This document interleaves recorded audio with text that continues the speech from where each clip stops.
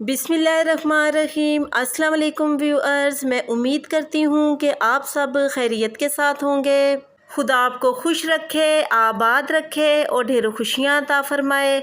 आज अपने इस प्रोग्राम में मैं आपके साथ चिकन पुलाव की रेसिपी शेयर कर रही हूँ।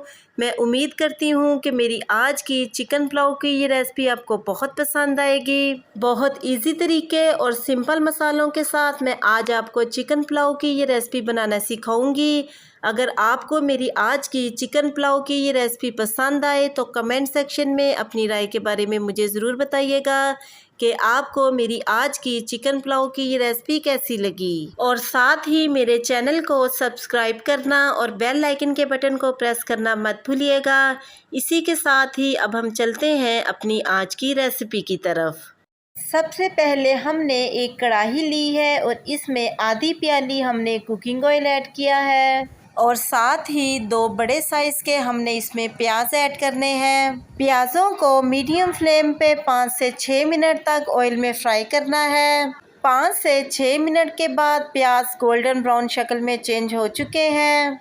इनमें हाफ प्याज हमने एक बर्तन में निकाल लेने हैं। इन प्याज़ों को हमने दम के दौरान यूज़ करना है और बाकी हाफ प्याज़ों में हमने चिकन ऐड करना है। चिकन को 8 से 10 मिनट तक हमने ऑयल में फ्राई करना है और साथ ही हमने 1 टेबलस्पून ज़ीरा ऐड करना है। 2 से 3 दालचीनी की स्टिक्स ऐड करनी है। 2 से 3 तेज़पात ऐड करने हैं। 5 से 6 अदद लौंग ऐड करने हैं और साथ ही 2 बड़ी इलायची और 1 बादियान का फूल ऐड करना है। 12 से 14 काली मिर्चें ऐड करनी है। इनको चिकन के साथ 8 से 10 मिनट तक मीडियम फ्लेम पे फ्राई करना है।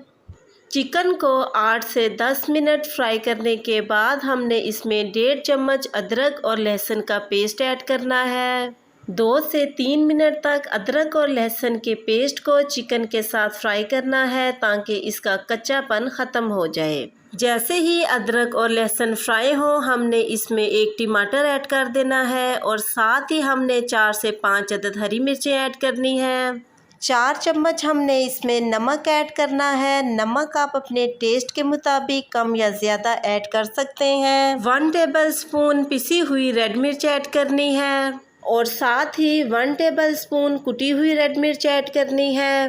1/4 टेबलस्पून हल्दी ऐड करनी है और साथ ही 1 टेबलस्पून पिसा धनिया ऐड करना है और साथ ही हाफ टेबलस्पून रोस्ट किया हुआ पिसा हुआ ज़ीरा ऐड करना है। इन सारी चीज़ों को चिकन के साथ मिक्स करना है और 6 से 7 मिनट तक इनको चिकन के साथ फ्राई करना है और साथ ही इसमें थोड़ा सा पानी ऐड करना है ताकि मसाला नीचे लगे ना। 6 से 7 मिनट गुजर चुके हैं और टमाटर और प्याज मसाले में मिक्स हो चुके हैं। एक छोटी प्याली इसमें हमने दही ऐड करनी है। चम्मच को मुसलसल हिलाते हुए दही के पानी को हमने ड्राई कर लेना है। जैसे ही दही का पानी ड्राई हो 8 से 10 दाने इमली के, जिसको हमने आधी प्याली पानी में 1 घंटे के लिए भिगो के रख दिया था, इसको ऐड कर देना है और साथ हमने 2 लीटर इसमें पानी ऐड कर देना है।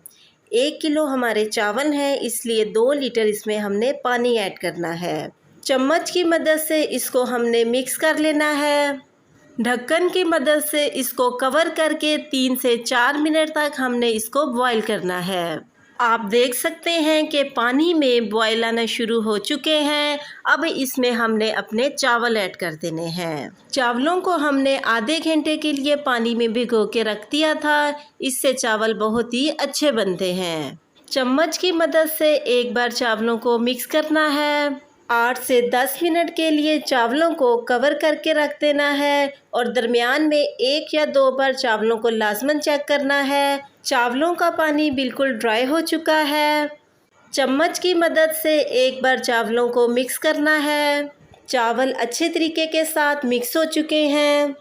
फिर इसमें हमने फ्राई की हुई प्याज ऐड करनी है। 5 से 6 अदद साबुत हरी मिर्चें ऐड करनी है।